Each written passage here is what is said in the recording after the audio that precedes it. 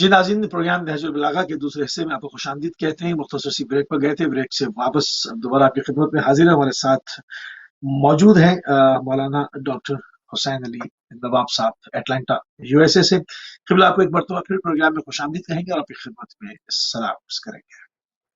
वालेकुम सलाम वरहमतुल्लाहि वबरकातुहू। बहुत खूबसूरत तरीके से क़िबला साहिब मिंबर सलूनी मौला अमीर अल मोमिनीन हज़रत अली इब्न अबी तालिब अलैहिस्सलाम से जो बरजस्ता सवालात किए गए और आपने बरजस्ता उनके जवाबात दिए और वो 101 सवालात 1001 सवालात आप फरमा रहे हैं कि वो तमाम चीज़ें हैं, तो यकीनन उसको कोज़े में बंद नहीं किया जा सकता। ये बहता हुआ एक ऐसे बेकरार समंदर है। इसके लिए कई एक प्रोग्राम चाहिए कि जिसको धीरे-धीरे तमाम चीज़ों को लेकर आगे बढ़ा जाए। तो अभी जहाँ तक हमारे पास वक़्त है, उसमें ज़्यादा से ज़्यादा आपकी मौजूदगी का इस्तेफ़ादा करेंगे और मौला के कलाम से मुस्तफ़ीद होने की कोशिश करेंगे। तो जो साइलीन ने जवाबात दिए थे, उनके सिलसिले को थोड़ा-सा यहाँ पर रोक के जो और कुछ चीज़ें मौला अमीर अल मोमिनीन ने उसके ऊपर गुफ्तगू फरमाई है। मैं चाहूँगा कि उन टॉपिक्स को भी थोड़ा-सा इसमें छेड़ा जाए। फिर आखिर में अगर वक़्त बचा तो इंशाअल्लाह जो साइलीन के सवालात हैं, उनको दोबारा शामिल करेंगे। मौला ने इल्म की फ़ज़ीलत जो कुरान में है, उसके ऊपर जो गुफ्तगू फरमाई, मैं चाहूँगा थोड़ी-सी क़िबला उसके ऊपर रोशनी डाल दें। जी, क्योंकि हम जब सवालात और उनके जवाबात जो मौलाए कायनात ने दिए गुफ्तगू कर रहे हैं, तो ये एक इल्मी गुफ्तगू है और तमाम इल्म दोस्त और इल्म को पसंद करने वाले नाजरीन अपनी अज़मत से भी वाकिफ़ हों, क्योंकि जो इस प्रोग्राम को मुरतब कर रहे हैं और जो इस प्रोग्राम को देख रहे हैं उनकी भी फजीलत है। तो यहाँ सूरह ज़ुमर की आयत नंबर 9 जो बहुत मशहूर आयत है, बिस्मिल्लाहिर्रहमानिर्रहीम, हल यस्तविल्लज़ीना यअलमून वल्लज़ीना ला यअलमून, जिसमें अल्लाह इरशाद फरमा रहा है क्या वो लोग जो इल्म रखते हैं वो लोग जो इल्म नहीं रखते बराबर हो सकते हैं। इसी की वजाहत में मौलाए कायनात ने और इमाम मोहम्मद बाक़र अलैहिस्सलाम ने बहुत ही बेहतरीन इसकी तफसीर बयान की, जो तफसीर अहले बैत है। उसमें इमाम ने इसके 3 हिस्से किए हैं। पहला हिस्सा हल यस्तविल लदीना यअलमूना से मुराद अपने आप को, यानी अहले बैत ने अपने आप को लिया है। ये मौला कायनात मोहम्मद बाक़र ने फरमाया है कि अल्लज़ीना यअलमूना से मुराद हम हैं। और उसके बाद जो आयत का दूसरा हिस्सा है कि अल्लज़ीना ला यअलमून, कि जो लोग नहीं जानते, उससे मुराद हमारे दुश्मन हैं कि जो न तो हमारी फजीले से वाकिफ़ हैं और न ही कुरान की और न ही अज़मत इस्लाम से वाकिफ़ हैं। तो अल्लज़ीना ला यअलमून से मुराद वो हैं। लेकिन ये आयत यहाँ ख़त्म नहीं होती। आयत का एक और भी हिस्सा है जिससे अक्सर लोग फरामोश कर देते, इन्नमा यतज़क्करु उलिल अलबाब। आयत ख़त्म होती है हल यस्तविल्लज़ीना यअलमून वल्लज़ीना ला यअलमून इन्नमा यतज़क्करु उलिल अलबाब। तो इमाम ने फरमाया उलिल अलबाब यानी साहिबाने फ़हम ही इस बात को समझते हैं कि जो लोग जानते हैं, जो लोग नहीं जानते वो बराबर नहीं होते। तो इमाम फरमाते हैं ये इन्नमा यतज़क्करु उलिल अलबाब से मुराद हमारे चाहने वाले, हमारे शिया हैं। तो ये जितने नाज़रीन माशाअल्लाह देख रहे हैं, या तो इल्म दोस्त लोग जो आज इल्म को नशर कर रहे हैं, मेरे चैनल उनके तमाम अरकान माशाअल्लाह ये इसी बाब में शामिल हैं कि वो न सिर्फ इल्म को दोस्त रखते हैं बल्कि साहिबाने इल्म को पहचानते हैं और उन्हीं के उलूम को इस बेहतरीन तरीके से नशर कर रहे हैं। इन्नमा यतज़क्करु उलिल अलबाब दाख हैं कि ये इन्नमा यतज़क्करु उलिल अलबाब से मुराद इमाम ने अपने शियों को जो अहले बैत के इल्म को दुनिया तक पहुँचाते हैं वो इससे मुराद। तो अगर कोई इंसान से पूछे कि आपका तज़किरा कुरान में कहाँ है, तो कह दीजिए कि हमारा तज़किरा सूरह ज़ुमर की आयत नंबर 9 में है कि जहाँ इन्नमा यतज़क्करु उलिल अलबाब से मुराद हम हैं। तो ये तो अल्लाह ने हमारी भी फजीलत, यानी जो दोस्तदारान अहले बैत हैं उनको भी कुरान में शामिल किया है। तो अब ये हमारे लिए लाजिम है कि हम अहले बैत के उलूम से आशना हो, उसे समझें, अपनी ज़िंदगी में उतारें, ताकि हम अमली तौर पर अहले बैत के उलूम के पहुँचाने वाले और उसके मुबल्लिग़ करार पाएँ। यानी हमारा उठना बैठना, हमारा तर्ज़ ज़िंदगी खुद अहले बैत की ज़िंदगी का पहुँचाने का सबब करार पाए, हम मुबल्लिग़ दीन इस्लाम अमली तौर पर पहुँच जाएँ। मैं आपको एक शेर बताऊँ ताकि आज के कॉन्टेक्स्ट में भी लोग देखें और समझें। बाज़ चीज़ें जब इंसान इंटरनेशनल फिगर बन जाता है या ऐसी जगह जाता है जब बहुत से लोगों की आंख उस पर होती है, उस वक्त उसको اپنے اوپر خاص توجہ کرنا چاہیے، اور اس وقت اگر وہ ذرا سی توجہ کرتا ہے تو لوگوں کے دل میں اس کی محبت بھی پیدا ہوتی ہے اور اس کی عظمت بھی بڑھ جاتی ہے۔ جیسے آپ دیکھتے ہیں کرکٹ اکثر دیکھتے رہتے ہیں، بہت سے ماشاءاللہ ہمارے محبان اہل بیت اس کے اندر کھیلتے ہیں، تو اس میں نے دیکھا کہ بعض اوقات جب رات کا وقت ہوتا ہے انہیں پانی پینا ہوتا ہے تو کھڑے ہو کے نہیں بیٹھ کے پیتے ہیں۔ آپ نے کئی سارے کھلاڑیوں کو دیکھا ہوگا کہ جو محبان اہل بیت ہیں تو وہ بیٹھ کے پیتے ہیں، تو جب وہ بیٹھ کے پی رہے ہوتے ہیں تو انسان کے ذہن میں فوراً آتا ہے کہ یہ بیٹھ کر پی رہا ہے، اس کا مطلب اس کو تعلیمات اہل بیت کا پاس ہے، اس کو یاد ہے کہ رات میں بیٹھ کر پانی پینا ہے۔ تو جیسے ہی عمل کرتا ہے تو ایک تو ساری دنیا میں یہ پیغام اہل بیت نشر کرتا ہے عملی طور پر، اور جو لوگ اس سنت سے واقف ہیں وہ اس کو عمل کرتے ہوئے دیکھ کر اس کو داد و تحسین دیتے ہیں، اس کی محبت بڑھتی ہے۔ تو یہ چیزیں بہت امپورٹنٹ، جیسے بھی آپ نے اذان ہوئی فوراً ہی وقفہ لیا تاکہ لوگ نماز پڑھ لیں، تو یہ خود اہل بیت کا ایک چھٹے امام نے فرمایا کہ اگر ہمارے چاہنے والوں کو پہچاننا چاہو تو پہچاننے کا ایک وقت نماز ہے، کہ نماز جیسے ہی وقت نماز ہوتا ہے وہ کس طرح سے نماز کی طرف راغب ہوتے ہیں، یہ ان کی پہچان کا ذریعہ ہے۔ تو ایسی بہت سی چیزیں جو اہل بیت کے علوم کو پہنچانے میں مددگار ہوتی ہیں اور ہماری باعث خیر و برکت بنتی ہے۔ اب اس علوم اہل بیت کا اثر کیا ہے؟ تو امام محمد باقر ارشاد فرماتے ہیں انا حدیثنا یحیی القلوب، کہ ہماری حدیثیں، ہمارا پیغام دلوں کو زندہ کرتی ہے۔ تو اگر انسان کے دل زندہ رہیں گے تو اس میں ایمان سلامت رہے گا، وہ اپنی زندگی کو اچھی طرح سے گزار پائیں گے۔ تو اہل بیت کی یہ تعلیمات کا سننا اور اس تک جو ہے وہ رسائی حاصل کرنا، اس تک فہم و ادراک کے ساتھ پہنچنا، یہ ہماری خیر و برکت کا سبب بنتا ہے۔ ایک اور حدیث میں محمد باقر کہتے ہیں کل ما لم یخرج من هذا البیت فهو باطل، امام فرمائے جو کچھ اس گھر سے یعنی اہل بیت کے سے نشر نہیں ہوتا تو وہ باطل ہے۔ اس کا سبب کیا ہے؟ سبب یہ کہ جتنے لوگوں نے دوسرے مذاہب ہیں لیکن انہوں نے بھی اہل بیت سے ہی علوم کو نقل کیا ہے، اور یہ علوم انسان کی خیر و برکت کا سبب بنتے ہیں۔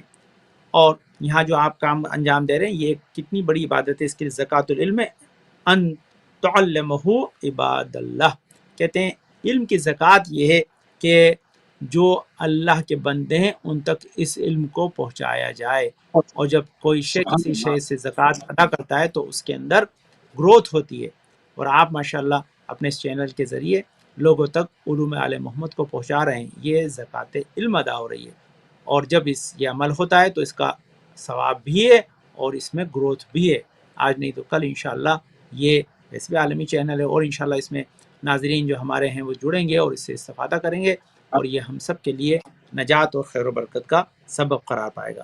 تو اسی طرح سبحان اللہ، بہت ساری فضیلتیں مولا کی، جو آخری چیز جو مشہور چیز ہے کہ جو اس میں بھی امام نے فرمایا ہے کہ میرے لیے سب سے بڑی فضیلت ہے اور قرآن کی آیت امام کے لیے سب سے بڑی عظمت کا، کہ قل کفی باللہ شہیدا بینی و بینکم ومن عندہ علم الکتاب، یہ سب سے بڑی چیز ہے کہ جو رسالت کے لیے اللہ کے ساتھ گواہ بن جائے اس ذات گرامی کا نام علی ابن ابی طالب ہے۔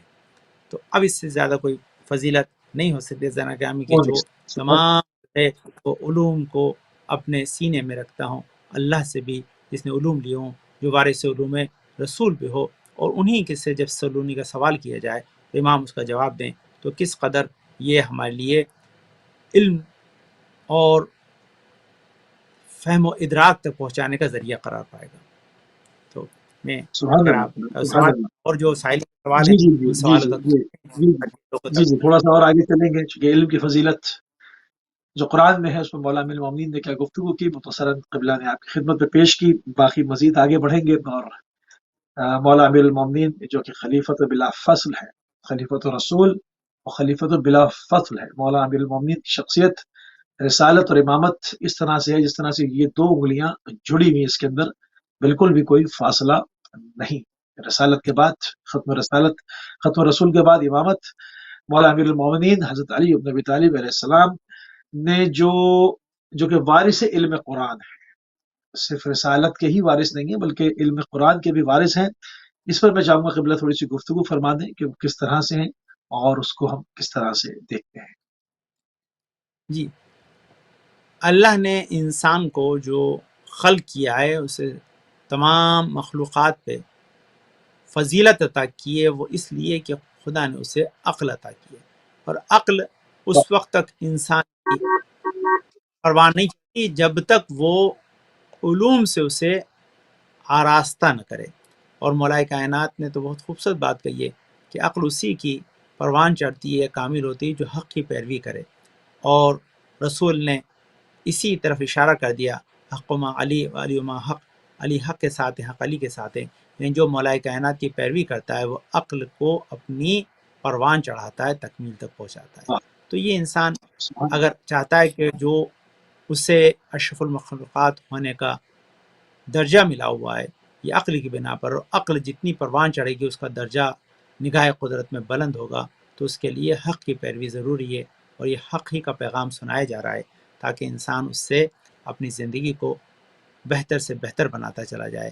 کیونکہ جب مولا کائنات کی پیروی کی جاتی ہے، ان کی اطاعت کی جاتی ہے. جو پروگرام آپ کا بہترین چل رہا ہے ماشاءاللہ قلب باز صاحب کے ساتھ کہ نہج البلاغہ کی روشنی میں جو بہترین تعلیمات مولا کائنات سے لوگوں کو بہرور فرما رہے ہیں، یہ ہماری باعث سے خیر و برکت ہے. اور جو علماء خدمت کر رہے ہیں وہ خدمت انہی تک نہ رہ جائے، پوری کائنات کے گوشے گوشے تک جائے. یہ عمل آپ لوگ انجام دے رہے ہیں. میرے بھائی چینل سے خدا انشاءاللہ ان تمام کار خیر میں آپ کو شامل رکھے.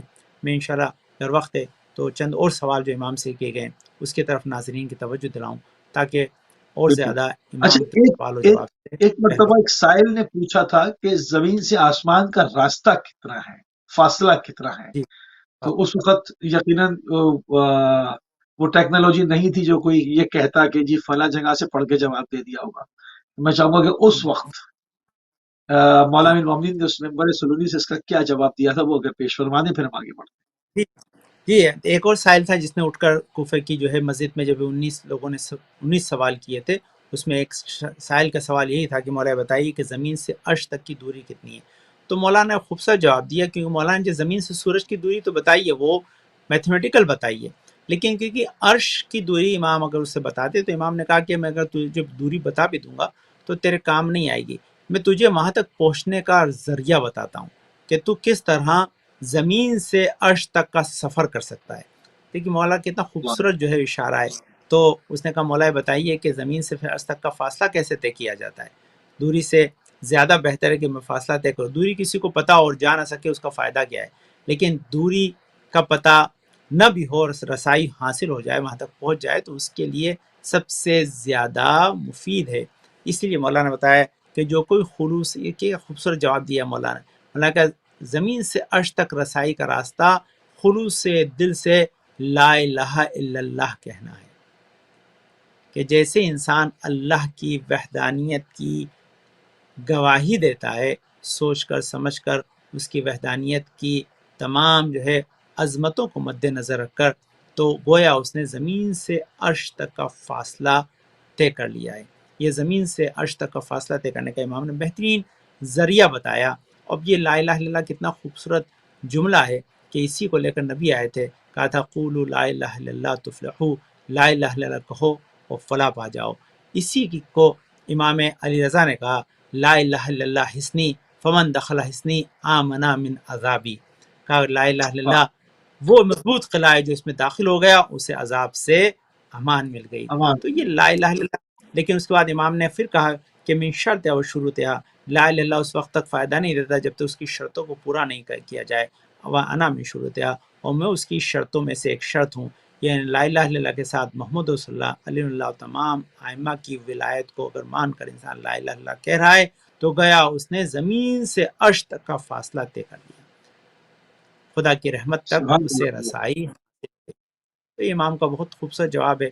اور یہ کہاں کہاں پڑھا جاتا ہے لا الہ الا اللہ خود ایک بہت بہترین موضوع ہے کہ یہ کتنی جگہ یہ عملی طور پر پڑھا جاتا ہے اور انسان کی عبادت کی قبولیت کا سبب قرار پاتا ہے، مغفرت کا ثواب پاتا ہے. جو شب جمعہ ایک حدیث یاد آ گئی، میں آپ کو پیش کر دوں تاکہ انسان کو اس سے فائدہ ہو.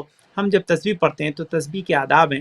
ان تسبیح کے آداب میں یہ کہ انسان حالت تشہد سے خارج نہ ہو، اسی تشہد کی حالت میں بیٹھے بیٹھے فوراً ہی تسبیح پڑھے، اور تسبیح پڑھنے کے بعد 3 مرتبہ لا الہ الا اللہ لا الہ الا اللہ لا الہ الا اللہ کہے.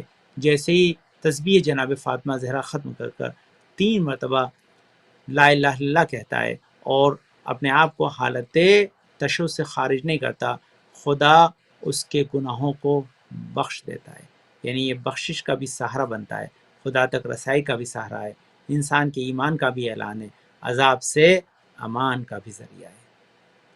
سبحان اللہ، سبحان اللہ۔ اسی طرح سے قبلہ ایک سائنٹیفک سوالات اور مزید جو ہے وہ ایک بایولوجیکل جو ہے وہ سوالات بھی کیے گئے۔ مثلا ایک بچہ جس کی ولادت ہوئی، جس کا دھڑ ایک تھا اور دو سر تھے۔ آج بھی ہم دیکھتے ہیں نا، بعض جگہ آپریشن ہو رہے ہوتے ہیں، اس کے سر الگ کی جا رہے ہوتے ہیں یا دھڑ الگ کی جا رہے ہوتے ہیں۔ اس زمانے میں بھی ایک بچہ جس کے دو سر تھے، کسی نے امیر المومنین کی خدمت میں سائل نے سوال کیا کہ اس کے دو سر ہیں اور دھڑ ایک ہے، اس کو ایک فرد تسلیم کریں یا یہ دو ہیں؟ کیونکہ دو ہیں، دو آنکھیں، ہاں دو آنکھیں دو سروں میں آئی کانٹیکٹ کر رہی ہیں، دیکھ رہا ہے، فہم کی بھی قوت ہے، گفتار کی بھی قوت ہے، چکھنے کی بھی، تو اس کو ایک فرد لیں، دو لیں؟ تو ہم جاننا چاہیں گے قبلہ مولا نے کیا اس کے اوپر ارشاد فرمایا تھا۔ جی، بہت بہترین سوال۔ یہ دیکھیے، یہ تمام ناظرین قول سنیں، بہت ہی اچھی چیز ہے، اور ہمارے بچوں کے لیے یہ ائمہ طاہرین کی عظمت کو سمجھنے کا بہترین ذریعہ ہے۔ جو لوگ کہتے ہیں کہ ہمارے مراجع بھی کہتے ہیں کہ بھئی دنیا سے کتنا واقف ہیں، جن کے مولا دنیا کی ان سائنٹیفک چیزوں سے واقف ہو جس سے سائنس آج بھی واقف نہیں ہے۔ میں خود ڈاکٹر ہوں، آپ کو بتاؤں، آپ کسی ڈاکٹر کے پاس ایسے فرد کو لے جائیں اور اس سے کہیں کہ سرٹیفکیٹ دے دو کہ یہ ایک فرد ہے، دو فرد ہے، وہ کبھی آپ کو نہیں دے سکتا۔ سب سے پہلے دیکھیں کہ اس کا آؤٹ کم کیا ہے، کیوں یہ سوال کیا گیا ہے، کیا ضرورت تھی کہ یہ سوال کیا جائے کہ اگر کسی انسان کا ایک بدن اور دو سر ہیں، ایک تن ہے اور دو سر ہیں، تو ایسے میں ایک فرد شمار ہوگا یا دو؟ تو جو سائل نے کہا تھا اس وقت، وہ تو اس کا سوال اس لیے تھا کہ اس نے پوچھا تھا کہ مولا اگر ایک فرد شمار ہوگا تو اسے والدین سے اکہری وراثت ملے گی، اور دو فرد شامل ہوں گے تو دوہری وراثت ملے گی۔ تو وراثت کا معاملہ تھا، اس لیے سوال کیا تھا۔ لیکن آپ اگر ویسے دیکھیں عبادت کے اعتبار سے، تو دو سر ہوں گے تو عبادت بھی دو مرتبہ کرنی ہوگی، اگر دو فرد شمار ہوں گے تو اس کے اعتبار سے تمام احکام شرعیہ بدل جائیں گے۔ لیکن آج بھی سائنس کے پاس کوئی طریقہ نہیں ہے کہ اسے ایک فرد ڈکلیئر کرے یا دو فرد ڈکلیئر کرے۔ لیکن امام کا جواب سنیے، پھر میں اس کی وضاحت کرتا ہوں تاکہ آپ اسے اپنے ذہن میں رکھیں اور عظمت مولا سے جو ہم واقف ہیں اس میں اور اضافہ ہو۔ تو امام نے کہا کہ ان دونوں جو سر اس بچے کے ہیں، ان کو سونے کا انتظار کو، دونوں کو سلا دیا جائے، یعنی یہ فرد جب سو جائے اور دونوں سر اللہ بالکل نیند کی حالت میں ہو، تب خاموشی سے ایک سر کے پاس جاؤ اور آواز دو۔ تمہاری آواز سے اگر دونوں سر ایک ساتھ جاگ جائیں تو ایک فرد ہے، اگر ایک جاگے ایک سوتا رہے تو دو فرد ہیں۔ کتنا خوبصورت جواب ہے واہ، امام کا۔ کہا کہ اگر کان کے پاس جاؤ، آواز دو، آواز دینے سے اگر دونوں سر ایک ساتھ بیدار ہو رہے ہیں تو اس کا مطلب ایک فرد شمار ہوگا، اکہری وراثت ملے گی، عبادت بھی اکہری ہے، تمام تر چیزیں، اس کو ایک فرد شمار کیا جائے گا۔ لیکن اگر ایک سر سوتا رہے اور ایک جاگ جائے، اس کا مطلب دو فرد ہیں، بدن ایک ملائے لیکن سر دو ہونے کی وجہ سے اب دو فرد شمار ہوں گے، اس کو وراثت بھی دوہری ملے گی۔ اب سائنس کے اعتبار سے سنیں سے کتنی امپورٹنٹ چیز ہے، اور یا ہمارے فقہی اعتبار سے بھی اس کو انسان سمجھ سکتا ہے۔ آپ جانتے ہیں کہ انسان جب سوتا ہے تو سوتے میں وہ خواب دیکھتا ہے، نیند میں ہر انسان کو خواب آتے ہیں۔ تو یہ خواب کیا چیز ہے؟ تو نیند پہ پوری ایک مجلس ہے سائنس پہ میری، بہت امپورٹنٹ۔ تو جب انسان خواب دیکھتا ہے تو اس کے لیے بھی ایک بڑا پیغام ہے تمام ناظرین کے لیے، کہ یہ بھی اللہ کے ہونے کی دلیل ہے کہ جب بھی انسان کو خواب آتا ہے، یعنی انسان جب ڈریم کر رہا ہوتا ہے، ڈریم میں ہوتا ہے، تو اس وقت اس کی روح اس کے بدن سے جدا ہو کر اس پرواز۔ طرح جس سے سورج کی کرنیں نکلتی ہیں پرواز کرتی ہے، اور اس کے بعد وہ جو چیزوں کو دیکھتی ہے وہ انٹرپریٹ ہوتی ہیں اور آپ اسے دیکھتے ہیں۔ لیکن ہم سوال کرتے ہیں بچوں کو جو سائنسی اعتبار سے، ہم سائنٹیفک اعتبار سے سمجھاتے ہیں توحید کو، اس میں بڑے کام کی چیز ہے، یہ نیند بہت کام کی چیز ہے۔ تو اس میں بتاتے ہیں کہ بھائی یہ بتاؤ کہ جب تم خواب دیکھ رہے تھے تو تم نے دیکھا؟ بولے ہاں دیکھا۔ کلرفل دیکھا؟ بولے ہاں کلرفل دیکھا۔ دوسرا یہ کہ تمہیں سنائی دیا؟ بولے ہاں سنائی دیا۔ اب یہ جو سائنٹیفک لوگ اس بات کو سمجھتے ہیں وہ دیکھیں کہ ہمیں خواب صرف جو نیند کی ایک کیفیت ہے ریم اس میں آتے ہیں، یعنی انسان بالکل جب ڈیپ سلیپ میں ہوتا ہے اسے کہتے ہیں ریم سلیپ، جب انسان کی آنکھ کی یہ بال رول کر رہی ہوتی ہے اسے کہتے ہیں REM sleep. Deep sleep, superficial slip اور ریم سلیپ، یہ تین سائیکلز ہوتی ہیں جو تقریباً 110 منٹ کے اندر تینوں سائیکل چلتی ہیں۔ یہ آپ کی جو ہے نیند کی سائیکلز ہیں جو سائنٹیفک اعتبار سے بیان کی جاتی ہیں۔ تو ریم میں آپ کی باڈی پیرالائزڈ ہوتی ہے، کیونکہ اس وقت آپ کی باڈی کی ریپیئر چل رہی ہوتی ہے اور آپ کی باڈی بالکل پیرالائزڈ ہوتی ہے. جب آپ کی روح خواب کے عالم میں ہوتی ہے تب اس وقت آپ کی باڈی میں کوئی فنکشن نہیں ہوتا، ہل بھی نہیں سکتی وہ. یہ اسی لیے تو اس ریم حالت میں جب انسان خواب دیکھ رہا ہے تو اس کی آنکھ بھی بند ہے، کان بھی اس کے کام نہیں کر رہے ہیں، ہر چیز ہے، لیکن اسے خواب یاد بھی رہتا ہے اور اس سے وہ منظر اس کے لیے جو ہے ذہن میں محفوظ بھی رہتا ہے. تو ہم اسے سوال کرتے ہیں تمہیں دیکھا کہ آنکھ یوز کی، جو سنا تو کہ کان یوز کیے، جبکہ تمہاری باڈی تو پیرالائز تھی. تو جواب دیتا ہے کہ نہیں مجھے تو خواب یاد ہے اور جو اس بات میں بات ہوئی وہ باتیں بھی یاد ہیں. تو اس کا مطلب انسان بغیر آنکھ کے دیکھ رہا ہے، بغیر کان کے سن رہا ہے. تو خدا یہ جواب دے رہا ہے کہ یہ ہم نے تمہارے لیے اپنے ہونے کی دلیل قرار دیا ہے کہ اگر تم مخلوق ہو کر بغیر کان کے سن سکتے ہو، بغیر آنکھ کے دیکھ سکتے ہو، تو میں خالق ہو کر بغیر آنکھ کے کیوں نہیں دیکھ سکتا، بغیر کان کے کیوں نہیں سن سکتا.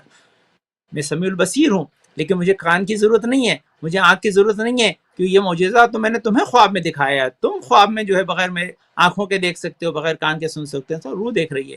اس کا ایک جواب یہ بھی ہے کہ انسان جب قبر میں چلا جائے گا تو یہ جسم اگر سو بھی رہا ہے تو روح کو دیکھنے کی صلاحیت بھی ہے، سننے کی صلاحیت بھی ہے. اس لیے جب شب جمعہ ہمارے یہاں ہمارے مرحومین آتے ہیں یا مرحومین جب بھی ان کے لیے کوئی کار خیر کیا جاتا ہے تو سنتے بھی ہیں، دیکھتے بھی ہیں، ہمیں اس کا یقین ہو جائے. اسی لیے خدا نے خواب دکھایا تاکہ بتا دیا کہ بدن کے پیرالائزڈ ہونے کی حالت میں اگر تم دیکھو سن سکتے ہو تو یہ روح کا کمال ہے. اور روح لافانی ہے، اس لیے مرنے کے بعد بھی روح میں یہ صلاحیت باقی رہے گی.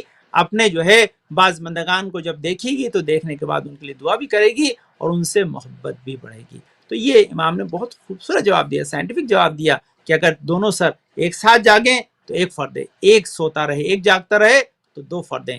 یہ سائنٹیفک اعتبار سے ایسا جواب ہے جو قیامت تک لوگوں کو عظمت مولائے کائنات کو سمجھاتا رہے گا. صحیح. اچھا، آپ ایک مذہبی اسکالر بھی ہیں اور ڈاکٹر بھی ہیں، تو اس کا ایک امتزاج ایک بڑا خوبصورت بنتا ہے. تو اس کے حوالے سے میں ایک سوال ضمناً کرنا چاہتا ہوں. اس میں روح جو ہے یہ جب کسی کے خواب میں آتی ہے تو یہ مشیت الہی سے ہی ممکن ہوتا ہے یا اس کی اپنی اس کو اجازت ہے؟ ہاں جی، روح جو ہے روح جو خواب کے سلسلے میں ہے تو خواب تو انسان کا ایک نیچرل پروسیس ہے، لیکن بعض چیزیں جو انسان پہ کشف ہوتی ہیں حالت خواب میں، جو حقیقی خواب ہوتے ہیں وہ مشیت الہی پہ مبنی ہے کہ خدا کسی خاص نیک بندے کو کوئی چیز بتانا چاہتا ہے تو اس کے لیے وہ خواب کا سہارا لیتا ہے. تو بہت سے خواب مشیت الہی سے ہوتے ہیں. اس کی دلیل میں خود قرآن ہے، اور قرآن کے لیے اللہ نے اپنے نبیوں پر وحی کا جو سلسلہ جاری کیا وہ 3 صورت میں تھا. ایک ڈائریکٹ کلام تھا جیسے جناب موسیٰ سے یا رسول خدا سے معراج میں کیا گیا، یا کوہ جو ہے وہ ماؤنٹ سنائی پہ جا کے یا کوہ نور پہ جا کے جناب موسیٰ کلام کیا کرتے تھے. یا دوسری طرف جو ہے ڈائریکٹ کلام تھا. دوسرا یہ کہ جبرائیل کے واسطے سے، اور تیسرا خواب کے ذریعے. تو جناب ابراہیم کو خواب دکھایا تھا اپنے بیٹے کے ذبح کرنے کا، تو یہ مشیت الہی سے تھا. ایسے ہی کہا جاتا ہے کہ جب اللہ اپنے بندوں کو کوئی مصیبت یا آنے والے حالات سے آگاہ کرنا چاہتا ہے تو وہ انسان کو خواب کے ذریعے الہام کرتا ہے، یا اس کے لیے پیغام ہوتا ہے تاکہ وہ اپنے آپ کو محفوظ رکھ سکے یا اسے خوشخبری دی جا سکے. تو نیک لوگوں کو اس کے ذریعے سے آئندہ کی باتوں کو بتایا جاتا ہے. خواب کا ایک بہت بڑا چیپٹر ہے، بہت بڑا ایک ڈسکشن ہے. بہت سے علماء اس پہ ایکسپرٹی رکھتے ہیں اور وہ بتاتے بھی ہیں، بلکہ اس پروگرام بھی آپ کر سکتے ہیں. تعبیر خواب پہ ہمارے معصومین سے بہترین چیزیں جو بیان کی گئی ہیں، اور بہت سے لوگ اس کے لیے سننا بھی جاتے ہیں کہ کون سا خواب دیکھا تو اس کی تعبیر کیا ہوتی ہے، خواب کون سے سچے ہوتے ہیں کون سے جھوٹے ہوتے ہیں. لیکن یقین اس پر جو آپ کا سوال ہے کہ کیا اس میں مشیت الہی شامل ہے، تو بعض موقع پر یقین تو ہوتی ہے اور اس کے ذریعے خدا انہیں اچھی چیزیں بتانا چاہتا ہے. بالکل صحیح.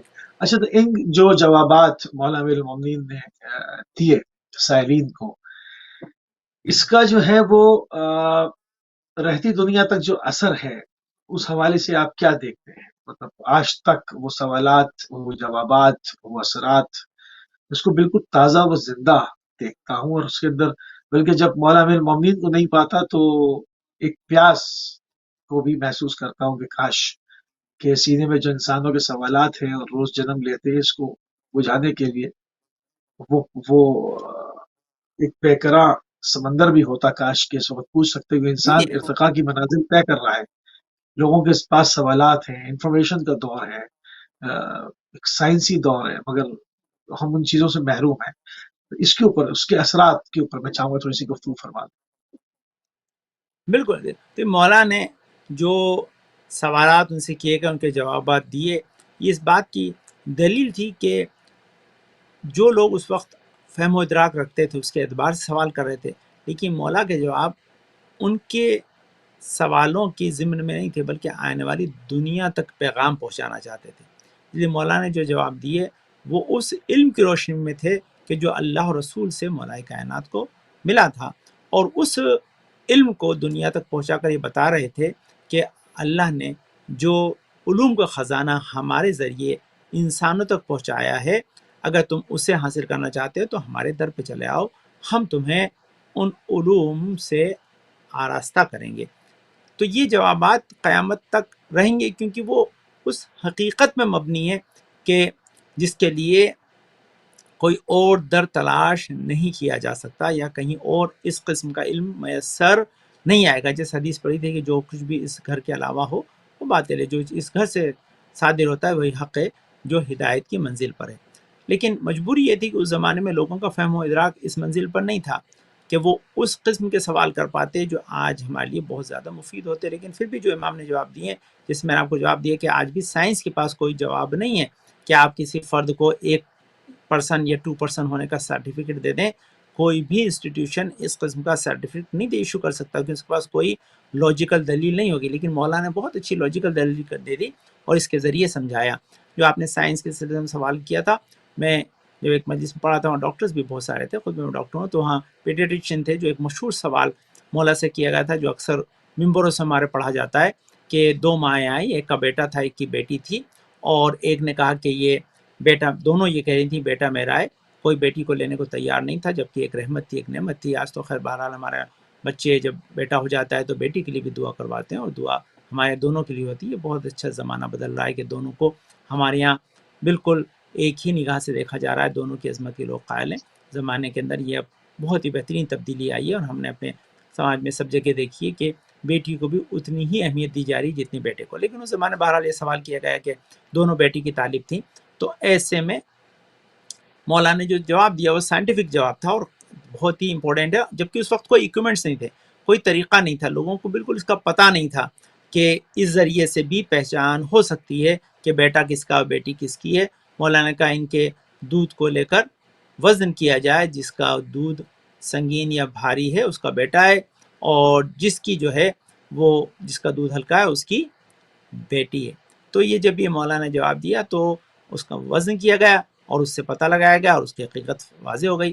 آج بھی دیکھیں کیونکہ بچے کی گروتھ لڑکی کی زیادہ قوی ہوتی ہے، اس لیے اس میں پروٹین زیادہ ہوتا ہے، اس کی وجہ سے ویٹ زیادہ ہوتا ہے۔ اس زمانے میں پروٹین تو کشف بھی نہیں کیا گیا تھا، لیکن مولا کا جواب قیامت تک یہ اعلان کرتا رہے گا کہ انسان نے بعد میں سیکھا ہے، اللہ نے علوم کو آل محمد کے ذریعے پہنچایا ہے۔ تو یہ بہت امپورٹنٹ سوال ہے، لیکن میں اگر 1 منٹ ہے تو ایک خوبصورت بات آپ سناتا ہوں۔ میں نے جب مجلس میں پڑھا تو ایک بچے نے مجھ سے سوال کیا کہ بتائیے کہ یہ تو بات بہت اچھی ہے، مولانا جواب دے دیا، ایک ماں کا بیٹا اور بیٹی تھی، دودھ کا وزن الگ الگ تھا، لیکن اس نے سوال بڑا ٹیپیکل کیا۔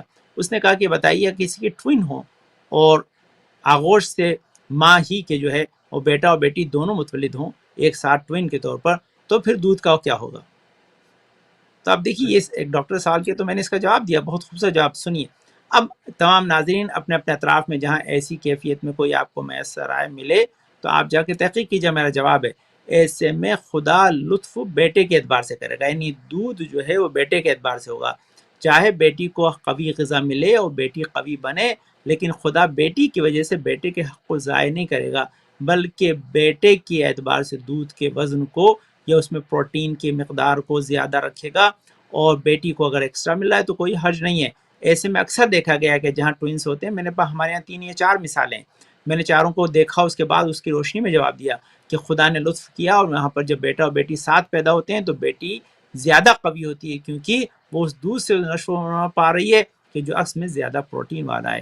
تو یہ مولا کا جواب اس بات کے اوپر دلیل ہے کہ آج بھی جو مولا نے جواب دیا تھا اس کا اثر کائنات میں نظر آتا ہے، جو حق کی بالکل گواہی دیتا ہے کہ مولا کے پاس جو علم تھا وہ بے قرار علم تھا، اس کا کوئی بھی دوسرا مثل نہیں ہے۔ صحیح۔ اچھا، اس پر ایک ضمن سوال میں بھی کر لوں، وہ جو 2 سروں کے اوپر آپ نے بات کی تھی، اگر کسی کے جی 2 سر ہیں تو میڈیکلی پوائنٹ آف ویو سے ایک ساتھ جاگتے ہیں یا الگ الگ جاگتے ہیں؟ ہوتا کیا ہے وہی مولانا پریکٹس میں کہا. کیا ہے؟ ہاں نارملی اگرچہ دو فرد ہیں تو دو الگ، ایک سوئے گا ایک جاگے گا.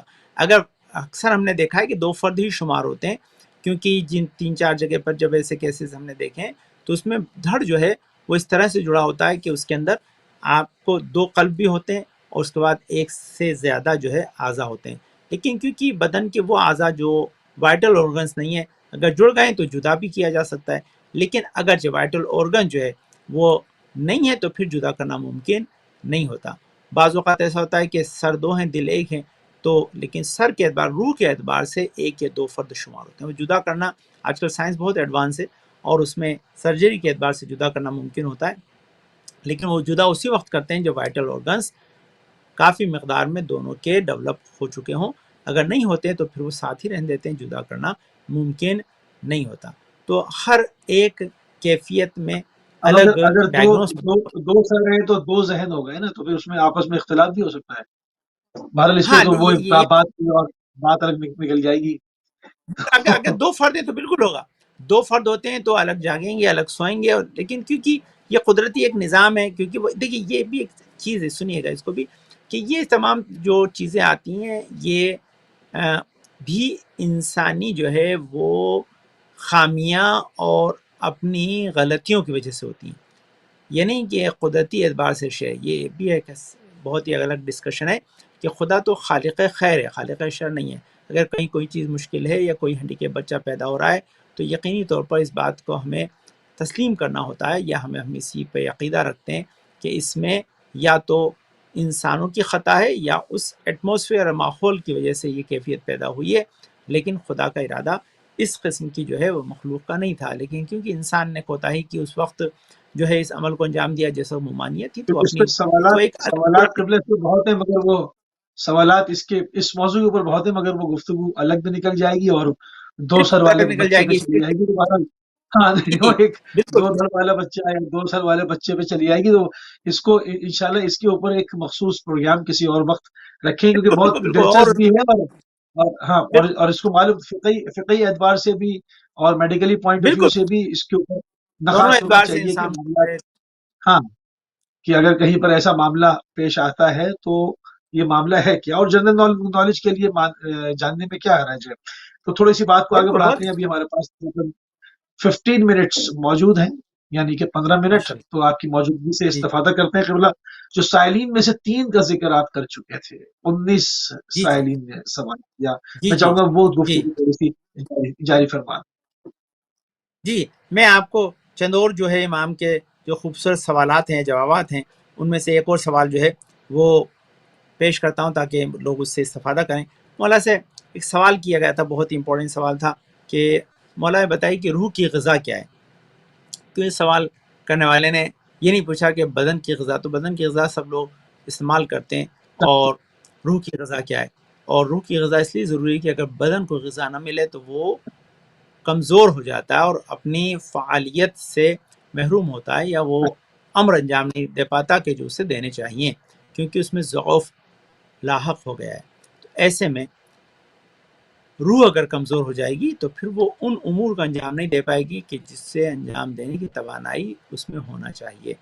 تو امام سے جب روح کے لیے غذا پوچھی تو امام نے یہ 3 چیزیں اہم بتائیں کہ روح کی غذا کیا ہے.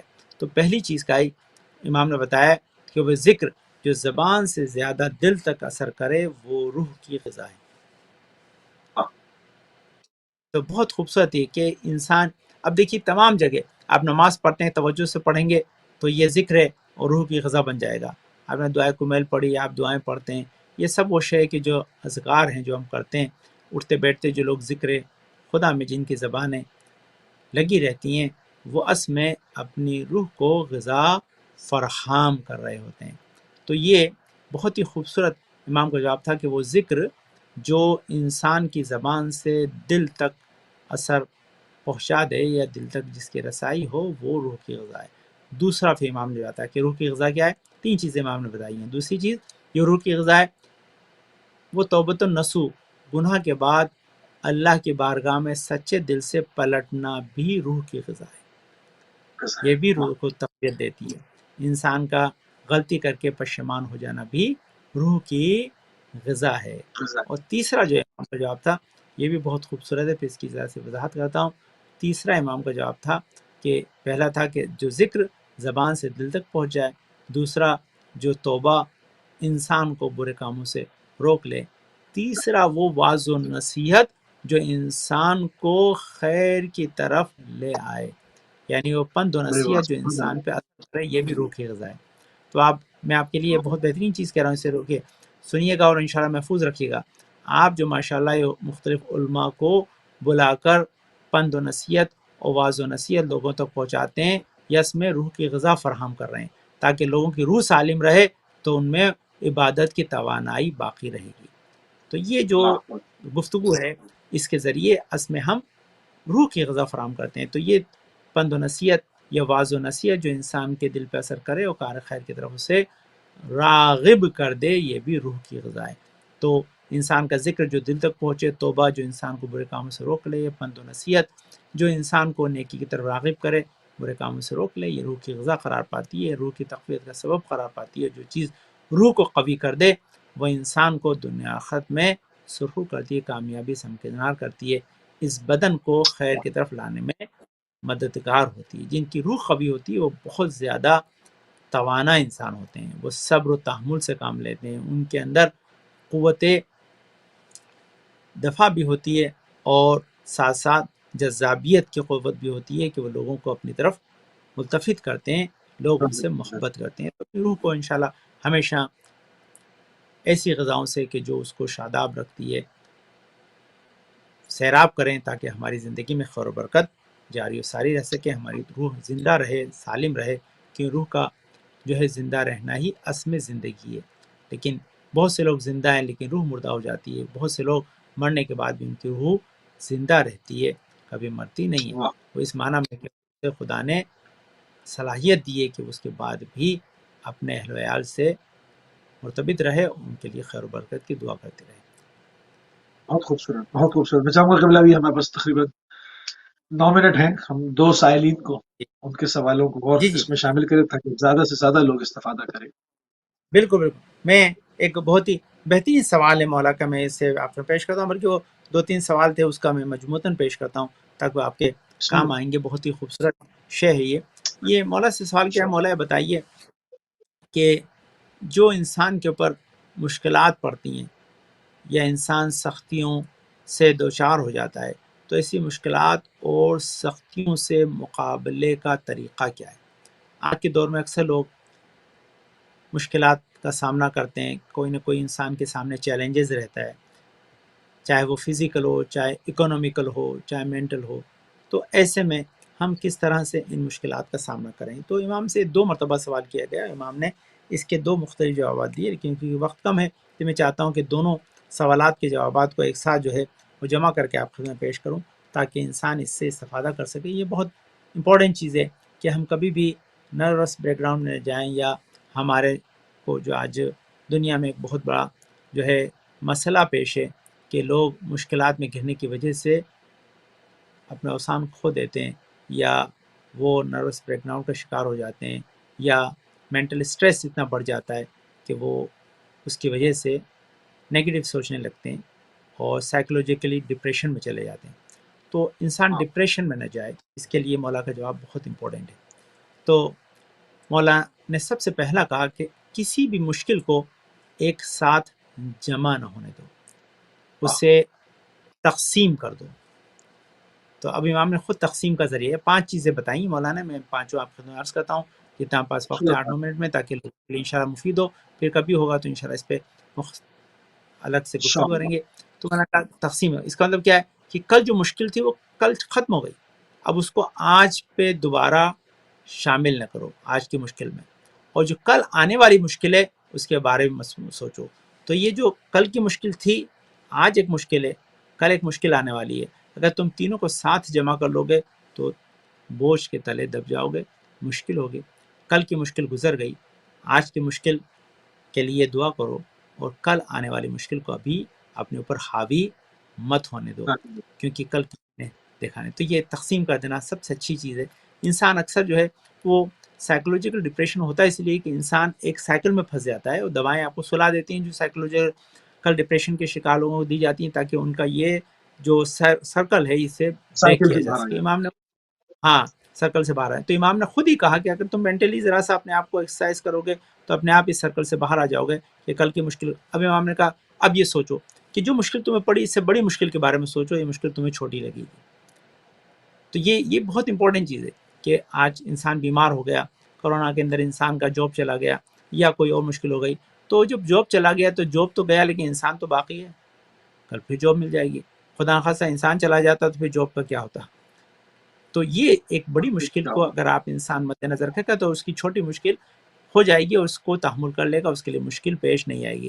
بچوں کا ایکسیڈنٹ ہو جاتا ہے گاڑی کا, پریشان ہو جاتے ہیں, ڈپریشن میں چلے جاتے ہیں, تو بھائی گاڑی کو لگی, آپ کا بدن تو سالم ہے, خدا خاصہ بدن کو لگی ہے تو جان تو سالم ہے. تو اس طرح بہت سی چیزیں ہیں جو امام نے بتائی ہیں جو اس ذریعے سے زاویے سے سوچی جا سکتی ہیں کہ مشکل کے مقابل میں دوسری مشکل کو رکھ کر اس مشکل کو چھوٹا سمجھو تو تمہارے لیے تحمل کرنا آسان ہو جائے گا, مشکل نہیں ہوگی. پھر تیسری چیز امام نے بتائی کہ کل جو مشکل تھی وہ آج نہیں ہے, تو آج والی مشکل بھی کل نہیں رہے گی, تو مشکل ہمیشہ نہیں رہتی.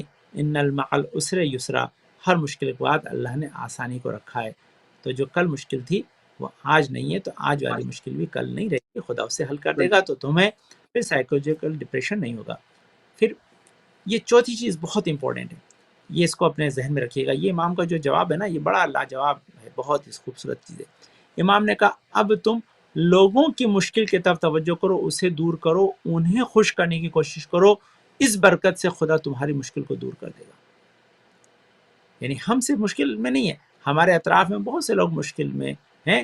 ایسے میں ان کی جو ہے مشکلات کو حل کرنے کے لیے جب ہم صحیح کوشش کریں گے, تو یہ حدیث ہے معصوم کی کہ جب بھی کوئی کسی مومن کی مشکل کو حل کرنے کی کوشش کرتا ہے تو خدا اس کے لیے جو ہے وہ راہ حل اور آسانیاں فراہم کر دیتا ہے, اس کی مشکلات کو دور کر دیتا ہے, خدا اس کا مددگار بن جاتا ہے. تو اگر ہمیں خدا کی مدد چاہیے اس مشکل سے نکلنے کے لیے, تو ہم بندوں کی نہ مدد کریں بلکہ انہیں جو ہے وہ خوش کریں, ان کی مشکلات کو حل کریں, تو ہم اس مشکل سے نکل جائیں گے. یہ بہت امپورٹنٹ. ہاں, اور آخری چیز جو آج کی شب دعا ہے کہ ہر مشکل کا نجات دعا میں ہے. دعا یرد القضاء, دعا تو انسان کے لیے قضا کو بھی ٹال دیتی ہے, جو قضا و قدر الہی اس کو بھی بدل دیتی ہے. تو یہ چیزیں جو انسان کو ڈپریشن سے بچاتی ہیں, مشکلات سے اس کے نجات کے لیے مددگار ہوتی ہیں. مولا کائنات کے جوابات ہمارے لیے ہمیشہ رہنما بنے رہیں گے, ہمارے لیے ہدایت کا سبب قرار پائیں گے اور خیر و برکت کا ذریعہ بنیں گے انشاءاللہ. سبحان اللہ. قبلہ ابھی ہمارے پاس تقریباً 4 منٹ اور ہیں, اگر مزید ایک سوال اور ہم ایڈ کر دیں جو اور زیادہ استفادہ کریں گے لوگ. جی بالکل, میں آپ کی خدمت میں یہ ایک سوال اور جو بہت مولا کا خوبصورت سا سوال ہے میں آپ کی خدمت سے پیش کرتا ہوں تاکہ ہم اس سے بھی استفادہ کریں, کہ امام کے بہت ہی خوبصورت سوال ہیں, خوبصورت جواب ہیں, اور یہ ہماری باعث خیر بنتے ہیں, تاکہ انسان سے اپنے وہ نیگیٹو سوال آپ خدمت میں پیش کرتا ہوں تاکہ اسے بھی اپنے ذہن میں رکھیں کہ وہ سعد ابن ابی وقاص جو تھا اس وقت کھڑا ہو جو امام نے سلونی کا دعویٰ کیا تھا, اور اس نے ایک سوال کیا کہ یہ بتائیے کہ میرے سر میں بال کتنے ہیں. اچھا, تو دیکھیے سعد نیگیٹو ابن ابی سوال کا وقاص دیکھیے, سے ہاں جی, ہاں اس نے سوال کیا جب سلونی کا دعویٰ کیا تھا کہ میرے سر میں بال کتنے, تو مولانا نے کہا یہ دیکھیے مولانا جواب بہت خوبصورت, اس لیے کہا کہ میں تجھے تعداد بتا بھی دوں گا تو گن نہیں پائے گا. ہاں گن نہیں پائے گا, تعداد اتنی زیادہ تو اس کا بتانے کا فائدہ نہیں, لیکن میں تجھے ایک اچھی بات بتاتا ہوں جو تیرے کام ہے, یہ نہیں جو بات بتا رہا ہوں یہ اس سے زیادہ اہم ہے. وہ کیا بتایا کہ تیرے ہر بار میں ایک شیطان ہے, اور ایک پیغام دیا کہ تیرا فرزند میرے فرزند کا قاتل ہوگا. یہ امام نے جواب دیا کہ میں وہ بات بتا رہا ہوں کہ جو تجھے معلوم نہیں ہے, لیکن تو میرے علم کے بارے میں سوال کر رہا ہے, تو میں تجھے وہ بات بتاتا ہوں جس سے تجھے یقین آ جائے کہ مجھے تیرے سر کے بالوں کی تعداد کا بھی پتہ ہے.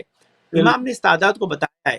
ایک مرتبہ جو ہے وہ معاویہ بن ابی سفیان کے ساتھ مولا کائنات تھے, تو کہیں بیٹھے ہوئے تھے, تو اس وقت اس نے سوال کیا تھا کہ بتائیے کہ رسول یہ بتا دیتے تھے کہ درخت پر جو کھجوریں لگی ہوئی ہیں ان کا وزن کتنا ہے, تو مولانا کہ میں وزن کے ساتھ میں تعداد بھی بتا سکتا ہوں. تو فوراً کہا کہ کیا تعداد, تو کہا 1004 ہیں.